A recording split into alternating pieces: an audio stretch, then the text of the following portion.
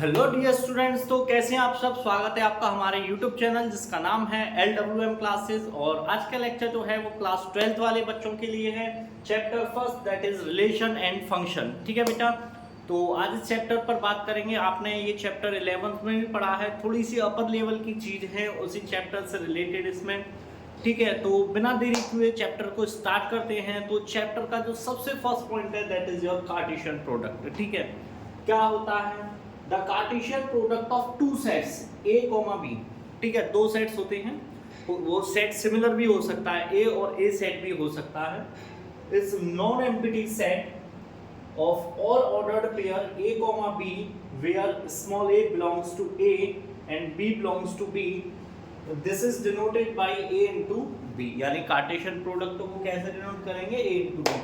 अब जरा समझ लेना, कभी हमने कोई कार्टेशियन प्रोडक्ट निकाला A into B, तो जो उसमें A कॉमा B होंगे तो A जो बिलोंग करेगा वो करेगा कैपिटल A से, और स्मॉल b जो होगा वो बिलोंग करेगा कैपिटल B से। इसी को ही हम B into A कर दें तो जो B होगा वो बिलोंग करेगा आगे वाले सेट से, यानी कैपिटल B से, और जो बाद वाला एलिमेंट होगा वो बिलोंग करेगा किससे बेटा, A से, कैपिटल A से। आई होप सो समझ में आ गया होगा। ये तो एक डेफिनेशन है आपको लिखाने के लिए। अभी मैं समझाऊंगा कार्टेशियन प्रोडक्ट क्या होता है, बट उससे पहले यहाँ एक वर्ड आया है आपका दैट इज ऑर्डर्ड पेयर। एक वर्ड आया आपका दैट इज ऑर्डर्ड पेयर। ठीक है बेटा, तो चलिए इस ऑर्डर्ड पेयर को समझते हैं। सबसे पहले क्या होता है ordered pair and unordered pair. ठीक है बेटा, तो चलिए इसको इरेज करते हैं।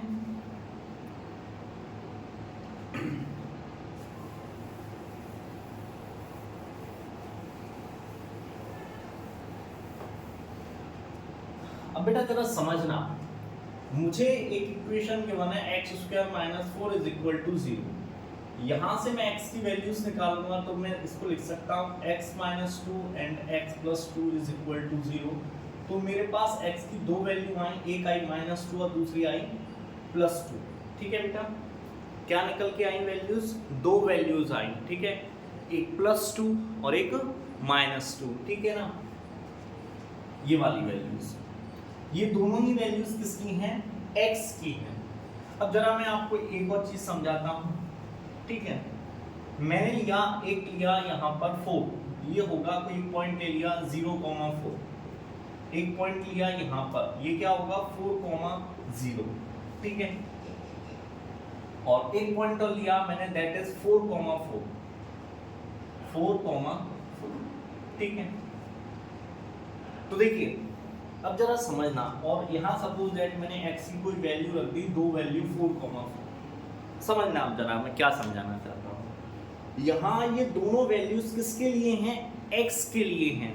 ये किसकी वैल्यू हैं, दोनों ही x की वैल्यू हैं 4 और 4। यहाँ देखा जाए इसमें तो ये x की वैल्यू है, ये y की है, ये x की है, ये y की है, ये x की और ये y की है, यानी इनमें ऑर्डर्ड मैटर करता है, ऑर्डर्ड मैटर कर रहा है, ऑर्डर्ड मैटर कर रहा है।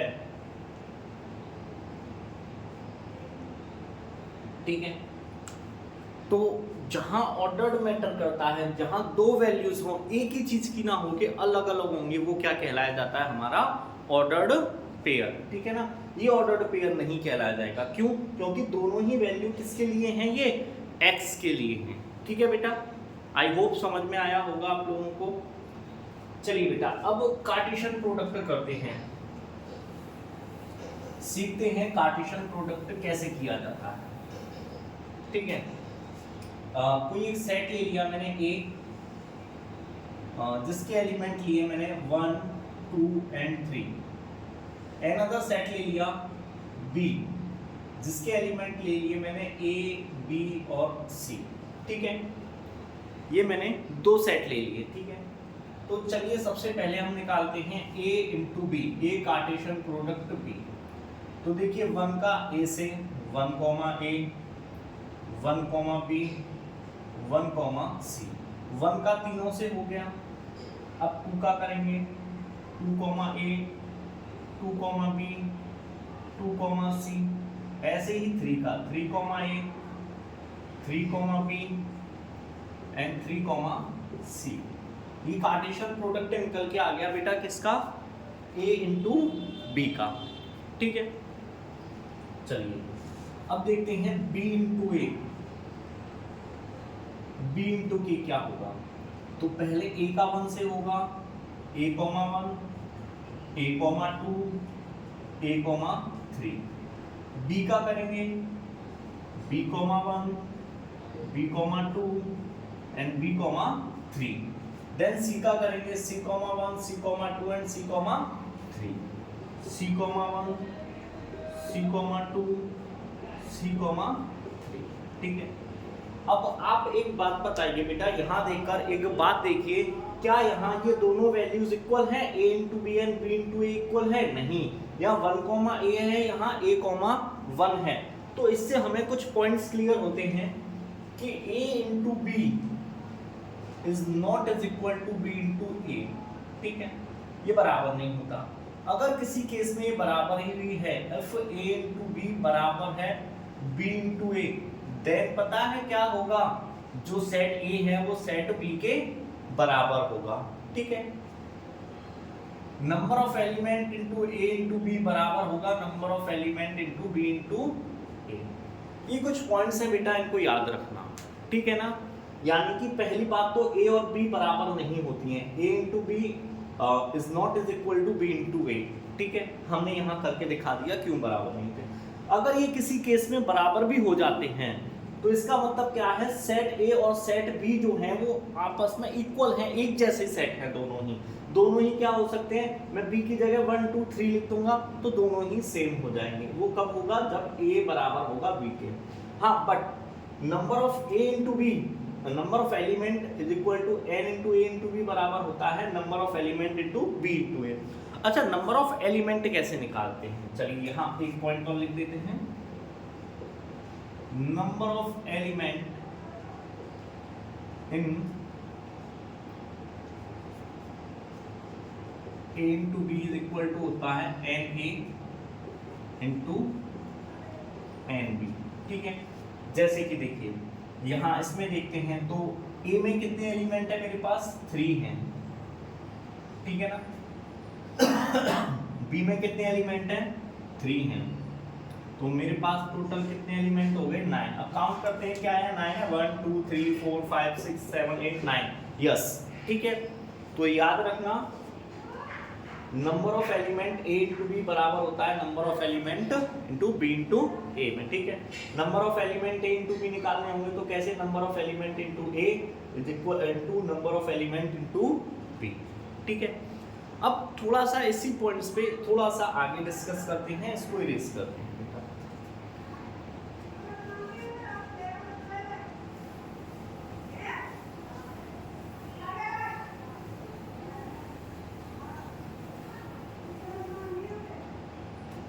देखिए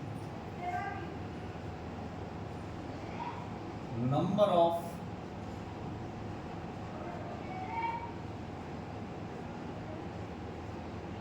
पॉसिबल रिलेशन, ठीक है, इज इक्वल टू होता है 2 की power N A into N B, ठीक है। अब देखिए नंबर ऑफ पॉसिबल रिलेशंस में क्या होते हैं, कोई भी हमने दो चीज़ों का कार्टेशियन प्रोडक्ट किया, उसमें कितने रिलेशंस हो सकते हैं, हो सकता है कोई रिलेशन ना हो सकता है, बहुत सारे हो सकता है, कुछ रिलेशंस हो सकते हैं। तो कभी भी हमें निकालना है कि कितने रिलेशंस होंगे, तो उसके लिए फॉर्मूला होता है 2 की पावर एन ए इंटू 2 की पावर एन बी, सॉरी 2 की power N A into N, ये आपका फॉर्मूला होता है उसको निकालने के लिए। अब ये जो नंबर ऑफ रिलेशंस होते हैं इनको क्या बोलते हैं, सबसेट्स ऑफ अ रिलेशन, ठीक है। ध्यान रखना बेटा क्या होते हैं, सबसेट ऑफ अ रिलेशन। कोई भी रिलेशन हो गया उसके जो सबसेट होंगे, या तो आपसे पूछ लिया जाए number of subset of a relation तब भी यही फॉर्मूला लगेगा, या नंबर ऑफ पॉसिबल रिलेशन आपसे पूछ लिया जाए तब भी आपका यही फॉर्मूला हम लगाएंगे बेटा, ठीक है। आई होप सो आपको समझ में आ रहा होगा बेटा, मैं क्या करूँ।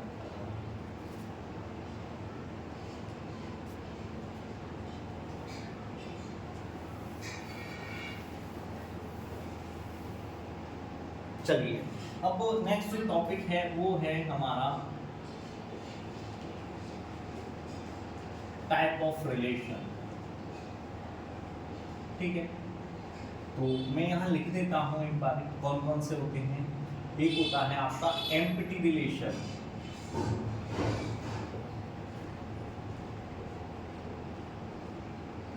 ठीक है। एक होता है आपका यूनिवर्सल रिलेशन, एक होता है आपका आइडेंटिटी रिलेशन। ठीक है, अब हम वन बाय वन पढ़ेंगे कि एम्प्टी रिलेशन क्या होता है, यूनिवर्सल रिलेशन क्या होता है और आइडेंटिटी रिलेशन क्या होता है। ठीक है बेटा, ठीक है बेटा। तो बात कर रहे थे हम एम्प्टी रिलेशन क्या होता है। Empty relation, a relation R is a set, a relation R is a set A is called empty relation if no element of A is related to every element of A into A। ठीक है ना, ठीक। Example से समझते हैं जब अच्छे से समझ में आएगा। ये डेफिनेशन है, डेफिनेशन मैंने आपको डिनोट करा दी। सपोज दैट मुझे कहा गया एक रिलेशन दिया गया A, B, एक रिलेशन दिया गया such that A plus B is equal to, मान लिया मैंने 10। ठीक है, कोई भी ले सकते हैं, A इंटू बी ले लेते हैं हम, A इंटू बी ले लेते हैं is equal to 10 where A, B belongs करेंगे सेट A से। ठीक है, तो मैंने कोई एक सेट ले लिया, एक सेट लिया A, ठीक है, और इस सेट में एलिमेंट ले लिए 1, अनदर सेट, तो वही सेम सेट ले लिया मैंने। ठीक है, अब देखिए इनका कार्टेशियन प्रोडक्ट निकालते हैं। ठीक है, जरा A इंटू ए निकालते हैं, क्या आएगा बेटा, 1, 1, 1, 2, 1, 3, 2, 1, 2, 3,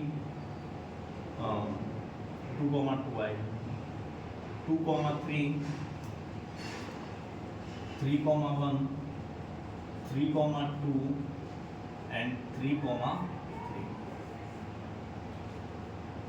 ठीक है, देखिए जरा समझना, मैंने क्या किया, एक सेट ले लिया A, इसका कार्टेशियन प्रोडक्ट निकाला A इंटू ए, जिसके सभी एलिमेंट्स मेरे पास यहाँ पे।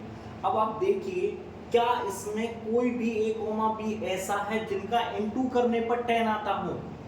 देखो यहाँ 1 आएगा, 2 आएगा, 3 आएगा, 2 आएगा, 4 आएगा, 6 आएगा, 3 आएगा, 6 आएगा, लास्ट 9 तक आ जाएगा, उससे आगे तो नहीं आएगा। क्या कोई भी एलिमेंट है ऐसा जो इस रिलेशन को डिफाइन करता हो A into B is equal to 10? नहीं है। तो हम क्या कहेंगे इस केस में, रिलेशन जो है वो कैसा है, हमारा एम्प्टी रिलेशन है। कैसा रिलेशन है बेटा, एम्प्टी रिलेशन है। समझ में आया ना, कुछ नहीं है। आपको दिखा क्या कहीं A इंटू बी, कहीं पर भी इनमें से कोई भी A और B की वैल्यू ऐसी है जिसको हम मल्टीप्लाई करें आपस में तो 10 आए? ऐसा कोई भी नहीं है, कोई भी एलिमेंट इसमें ऐसा नहीं है। तो इसलिए रिलेशन क्या कहलाया जाएगा मेरा, empty relation. I hope so बेटा आप लोगों को समझ में आ गया होगा।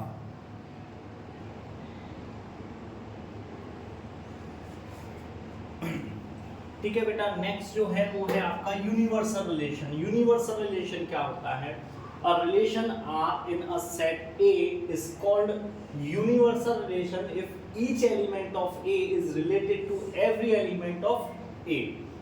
तो जो रिलेशन होगा वो कैसा होगा, R into R। एग्जाम्पल से समझते हैं कि कोई मुझे रिलेशन दिया गया, कैसा दिया गया, A, B such that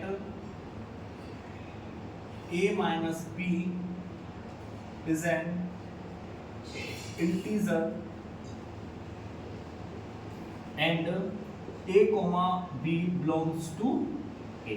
ठीक है, तो देखिए कोई भी एक सेट ले लिया मैंने A, वही एलिमेंट्स ले लिए 1, 2, 3 और यहाँ 1, 2, 3।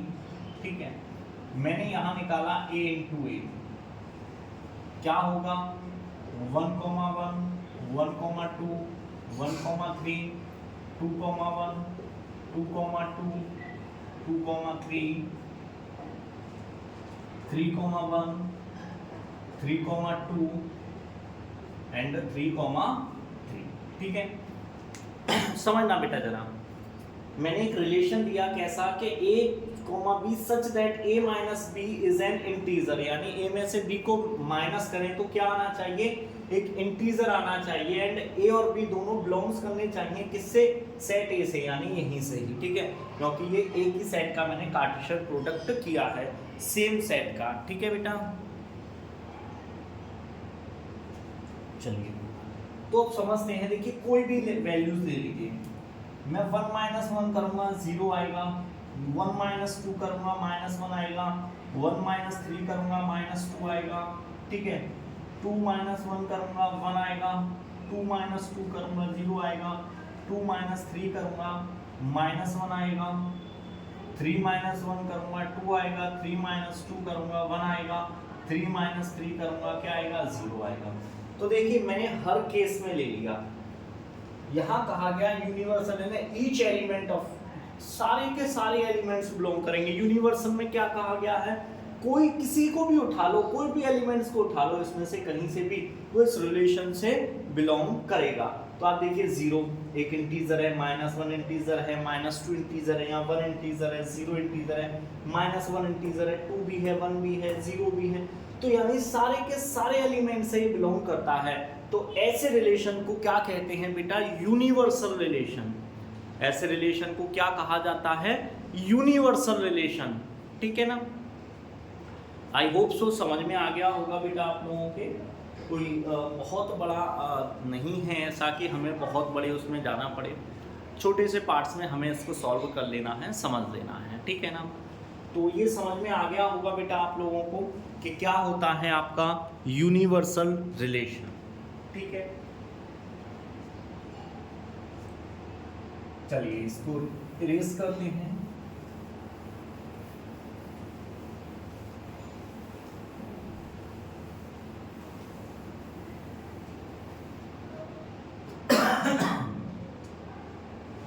देखिए नेक्स्ट है आपका आइडेंटिटी रिलेशन। ठीक है, ये क्या होता है, यहाँ मैं एक छोटी सी डेफिनेशन से बताऊंगा। आउटपुट जो होता है सेम एज इनपुट होता है। ठीक है, जैसे कि मैंने कोई सेट ले लिया A और यहाँ लिया मैंने 1 2 3, अगेन यही सेट ले लिया A, इसमें लिया 1 2 3, तो 1,1 2,2 एंड 3,3। ठीक है, ये जो रिलेशन होगा ये मेरा क्या कहलाया जाएगा बेटा, मेरा ये रिलेशन कहलाया जाएगा आइडेंटिटी रिलेशन। हर एलिमेंट्स का जो इनपुट है वो आउटपुट होना चाहिए। अगर सपोज दैट यहाँ पर देखो, समझना बेटा, ठीक है, यहाँ पर मैं एक वैल्यूज, अब यहाँ तो दोनों एक ही हैं, मैं सपोज दैट यहाँ पर और वैल्यूज लिख देता हूँ। कुछ मैंने लिखा 1,2, ठीक है, 2,1 लिख दिया, तो इससे ये दोनों अगर एलिमेंट्स और ऐड हो गए, इसमें ये दोनों एलिमेंट्स और ऐड कर दिए, तो अब ये एक आइडेंटिटी रिलेशन नहीं होगा। सिर्फ क्या आएंगे, जो इनपुट है आउटपुट सेम होगा तभी तो। बट इनमें देखो इनपुट कुछ है, आउटपुट कुछ है, इनपुट कुछ है और आउटपुट कुछ है, इस वजह से ये रिलेशन अब कैसा नहीं रहा, ये आइडेंटिटी रिलेशन आपका नहीं रहा। समझ में आ रहा है बेटा आपको, ये रिलेशन अब आपका कैसा नहीं रहा, ये रिलेशन अब आपका आइडेंटिटी रिलेशन नहीं रहा। वहीं इसमें से अगर मैं ये दो एलिमेंट्स को हटा दूं तो अब मैं कहूंगा yes this relation is a identity relation. I hope so बेटा समझ में आ रहा होगा आप लोगों को। अब देखिए रिफ्लेक्सिव रिलेशन ये पढ़ते हैं, जो कि हमारे टॉपिक का बहुत ही इंपॉर्टेंट पार्ट है, रिफ्लेक्सिव, सिमेट्रिक एंड ट्रांजिटिव। ठीक है ना, और जब ये तीनों एक साथ होते हैं तो उसको क्या कहा जाता है बेटा, इक्विवेलेंस रिलेशन। ठीक है, चलिए उस पर बात करेंगे बाद में। तो सबसे पहले एक छोटा सा पॉइंट है हमारा, दैट इज रिफ्लेक्सिव रिलेशन। क्या होता है reflexive relation? A relation is a non empty set A said to be reflexive if A, A exists for all। ये साइन किसका होता है? For all A belongs to capital A। अब suppose that मुझे एक सेट दे दिया, A set जिसमें element है 1 2 3 एंड 4, ठीक है ना? तो another सेट वही होगा जो मैंने लिया है 1 2 3 4, ठीक है। अब रिलेशन जो होगा वो मेरा रिफ्लेक्सिव कब होगा? जब 1, 1 1, 2, 2 3, 3 4, 4 बिलोंग्स करेंगे किससे? जो भी रिलेशन मुझे गिवन हुआ है उसमें सारे एलिमेंट्स होंगे। सर आप क्या कह रहे हो? अभी तो कह रहे थे ये आइडेंटिटी है। हाँ ये आइडेंटिटी भी है, बट यहाँ कुछ डिफरेंस होता है। अब जैसे देखिए यहाँ 1 2 3 4 तक एलिमेंट्स हैं, तो ये चारों हैं 1 1 2 2 3 3 4 4, ये चारों के चारों इसमें गिवन हैं। तो अभी तो मैं इसको आइडेंटिटी कहूँगा। अगर मैं इसके अलावा इसमें और भी एलिमेंट्स को ऐड कर दूँ, ठीक है, और भी एलिमेंट्स ऐड कर दूँ, जैसे 1 2 कर दिया, 1 3 कर दिया, 1 4 कर दिया, 3 2 कर दिया, 3 4 कर दिया, ये एलिमेंट्स भी ऐड कर दूं, तब भी ये कैसा होगा मेरा? अब ये रिफ्लेक्सिव होगा। सिमेट आइडेंटिटी तो नहीं रहा, क्योंकि आइडेंटिटी में सिर्फ यही होने चाहिए थे, बट रिफ्लेक्सिव क्या कहता है? ये तो होंगे ही होंगे, अगर कोई और भी आ जाता है तो आने दो, हमें कोई प्रॉब्लम नहीं है। ये क्या कहता है? किसी और को भी आने दो, मुझे कोई दिक्कत नहीं है। बट आइडेंटिटी कहता है नहीं, मैं किसी को नहीं आने दूंगा, मेरा घर तो मैं ही रहूंगा।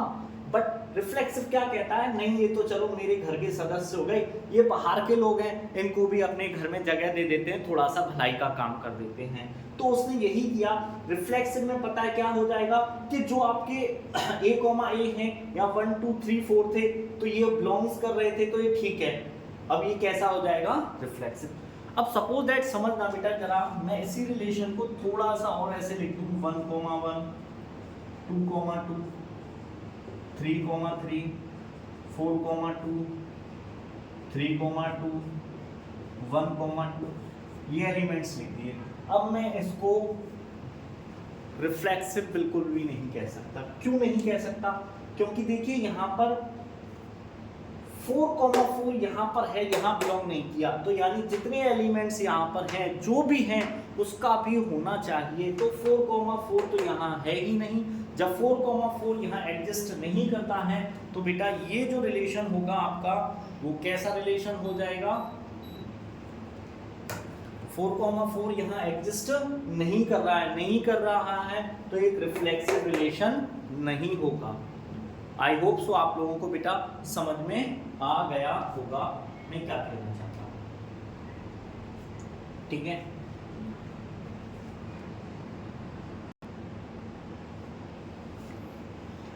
देखिए बात करते हैं अब सिमेट्रिक रिलेशन क्या होता है बेटा, ठीक है ना। तो देखिए क्या कहा गया है, relation is non empty set. सबसे पहले तो ये जो रिलेशन होगा वो कैसा होगा? एक नॉन एम्प्टी सेट होगा, एम्प्टी सेट नहीं होगा। A is said to be a symmetric if A, B exists then B, A must exist। यानी कि A, B उस सेट से बिलोंग कर रहे हैं, तो B, A जो है वो भी बिलोंग करने चाहिए। जैसे कि देखिए मैं आपको अभी समझाता हूँ। जैसे किसी सेट में कोई रिलेशन है जिसमें मुझे 2, 3 दिया हुआ है। 2, 3 यानी A, B तो गिवन है, ठीक है ना। मान के चलो मुझे 3, 4 दे दिया, ठीक, ये रिलेशन दे दिया, तो मैं कहूँगा ये सिमेट्रिक नहीं होगा, क्योंकि उसने कहा है B, A, B एग्जिस्ट करता है, तो B, A यानी कि B, A क्या होगा? देखिए अगर मैं समझा देता हूँ, जैसे 2, 3 एग्जिस्ट करता है, तो 3, 2 जो है ना, वो भी क्या करना चाहिए बेटा? आपका एग्जिस्ट करना चाहिए, ठीक है। अगर मेरा 2, 3 बिलोंग कर रहा है, तो 3, 2 भी बिलोंग करेगा, तब तो मैं इसको क्या कहूँगा कि रिलेशन जो है वो मेरा कैसा है बेटा? समझ रहे हो? A, B बिलोंग किया है, B, A दोनों ही बिलोंग कर रहे हैं, तो रिलेशन कैसा हो जाएगा? सिमेट्रिक। बट अगर कहीं ऐसी कंडीशन है कि ए कॉमा बी तो बिलोंग कर रहा है but B comma A belongs नहीं कर रहा है, तो उस केस में ये रिलेशन हमारा सिमेट्रिक नहीं होगा। ठीक है बेटा, ये रिलेशन कैसा होगा? सिमेट्रिक नहीं होगा। अब देखिए आपका एक रिलेशन और बचा है, उस पर अभी बात कर देंगे हम, ठीक है ना। उसके बाद ये रिलेशन वाला पार्ट हमारा खत्म हो जाएगा। उससे नेक्स्ट लेक्चर जो भी हमारा रहेगा उसमें हम बात करेंगे फंक्शंस की, ठीक है ना। चलिए सिमेट्रिक रिलेशन हो गया आपका, ठीक है। इसमें कुछ और चीज दिख रही है बेटा, ये इनवर्स है इसका, ठीक है। यानी मैं कहूं R अगर बराबर है R इनवर्स के, देन इट इज सिमेट्रिक, ठीक है।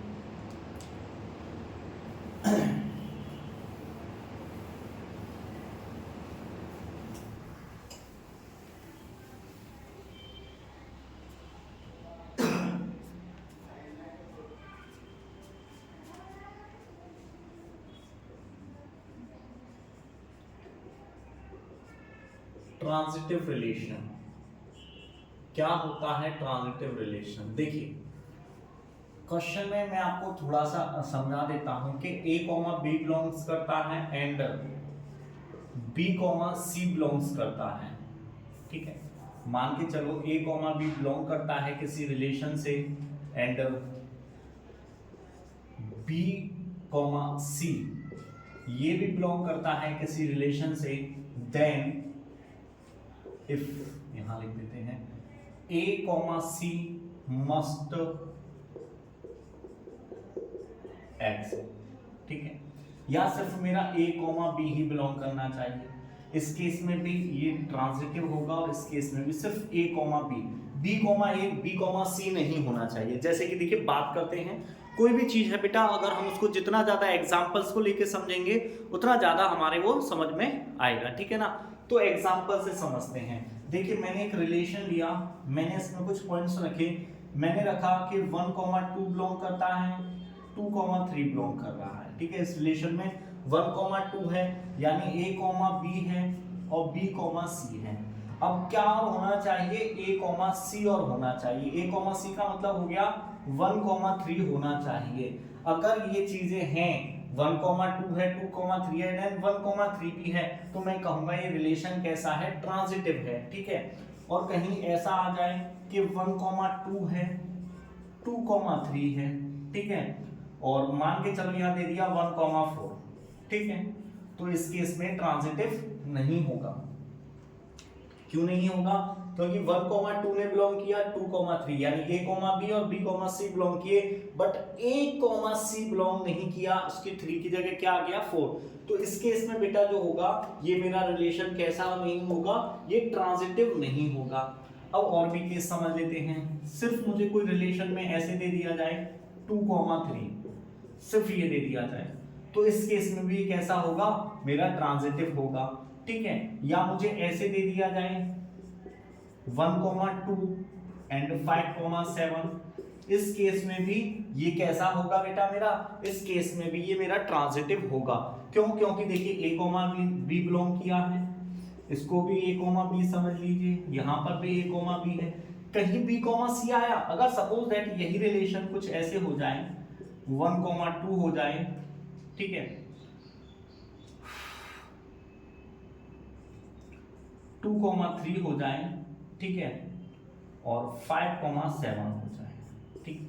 तो इस केस में मेरा ट्रांजिटिव नहीं होगा। क्यों नहीं होगा बेटा? देखिए a, b और b, c तो बिलोंग्स कर गए, बट a, c नहीं आया मेरा यहाँ पर, तो इस केस में ये मेरा कैसा नहीं होगा? ये ट्रांजिटिव नहीं होगा। तो रिलेशन ट्रांजिटिव कब होता है? आई होप बेटा आप लोगों को अच्छे से समझ में आ गया होगा, ठीक है ना।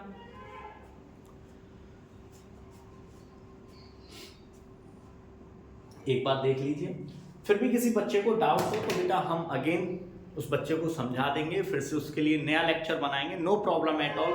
कमेंट सेक्शन में कमेंट कीजिए मुझे, मैं आपको डेफिनेटली हेल्प करूंगा, I am always with you, ठीक है बेटा।